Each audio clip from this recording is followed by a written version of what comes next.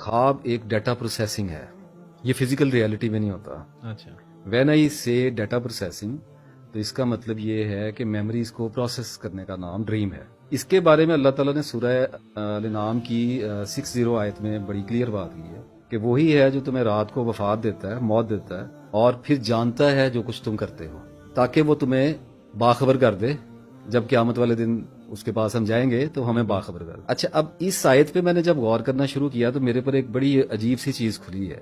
ہمیں جب خواب نظر آنا شروع ہوتے ہیں تو ان خوابوں میں کچھ علامات ہوتی ہیں, کچھ واقعات ہوتے ہیں خاص, کچھ ٹریجڈیز ہوتی ہیں, یعنی کہ ہمارے ذہنی رجحانات کی عکاسی کرتے ہیں وہ خواب. تو اس کا مطلب یہ ہوا کہ جب ہم سوئے تھے تو ہمارا ذہن جن خیالات کے زیر اثر تھا ان کا جواب دے رہا ہے, وہی چیزیں اس کو نظر آ رہی ہیں. لیکن یہاں پر یہ تھوڑا سا ڈیفرنٹ اس لیے ہو جاتا ہے کہ خواب ہمارے لیے اس لیے بھی ضروری ہوتا ہے کہ اگر ہم رات کو نہ سوئیں تو ہمارے اگلے دن کی پچھلے دن کی کنٹینیوٹی بنتی نہیں ہے. آپ خود سوچیں کہ اگر آپ ساری رات جاگتے رہیں, سارا دن جاگتے رہیں اور پھر کبھی بھی نہ سوئیں تو آپ کے لیے دن اور رات کا فرق ختم ہو جائے گا اور آپ کی زندگی ایک دن کی ہو جائے گی. تو اس لیے اللہ تعالیٰ نے نیند ہم پر مسلط کر دی کہ یہ دن کو تھکیں گے, انرجی ان کی اتنی ہوگی, اس کے بعد یہ سوئیں گے, اور سونے کے بعد ان کا جو ڈیٹا ہے وہ اپلوڈ کر لیا جائے گا, ڈیٹا ٹرانسفر ہوتا ہے.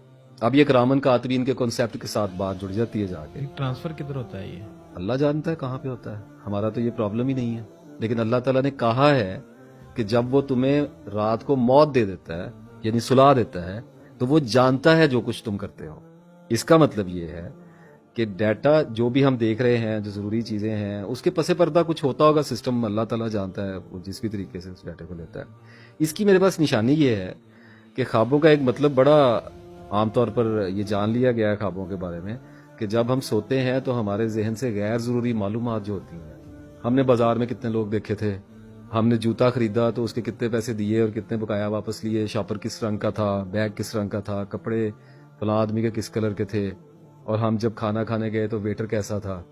تو یہ جو غیر ضروری معلومات جو کہ میموری پر بوجھ ہیں, ان کو حذف بھی کرنا ہوتا ہے, ختم کر دیا جاتا ہے تاکہ ریفریش ہوتا ہے آدمی کی انرجی کے اوپر جو برڈن ہے اس میموری کا, وہ میموری کے سیلز جو ہیں وہ ریلیز کر دیے جاتے ہیں, ان کے وجہ سے وہ ڈیٹا ختم کر دیا جاتا ہے.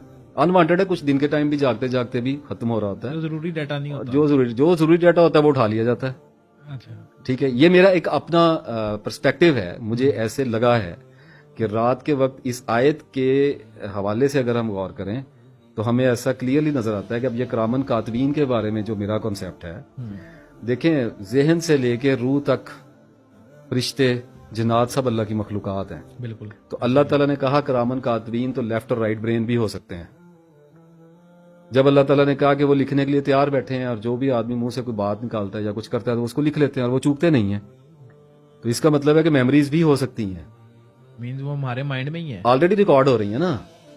ہم جو دیکھ رہے ہیں ابھی, آپ جو مجھے دیکھ رہے ہیں, یہ ریکارڈنگ پروسیس کا ایک حصہ بھی تو ہے نا آپ کے مائنڈ میں. تو یہ ہو سکتا ہے ایسے کہ ہم ریکارڈ کرتے ہیں اور رات کو جب سوتے ہیں تو جنک ڈیٹا ہے, جو غیر ضروری ڈیٹا ہے وہ تو ڈیلیٹ ہو گیا, اور جو ضروری ڈیٹا تھا وہ اوپر پہنچ گیا اللہ کے پاس. ٹھیک ہے, اللہ ویسے بھی جانتا ہے, لیکن وہ اعمال نامے کے اندر درج ہو گیا, محفوظ کر دیا گیا.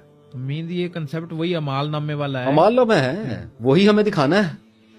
ہمارے ہی آنکھوں سے دیکھے ہوئے واقعات ہمیں دکھائے جائیں گے.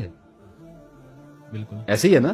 تو اس لیے مجھے یہ لگتا ہے کہ یہ اعمال نامے کا جو رجسٹر چلتا ہے رات کو خوابوں کی صورت میں, یہ اوپر ریکارڈنگ ہو رہی ہے. یہ اس کا ایک مقصد ہے, یہ اس کا سارا مقصد نہیں ہے.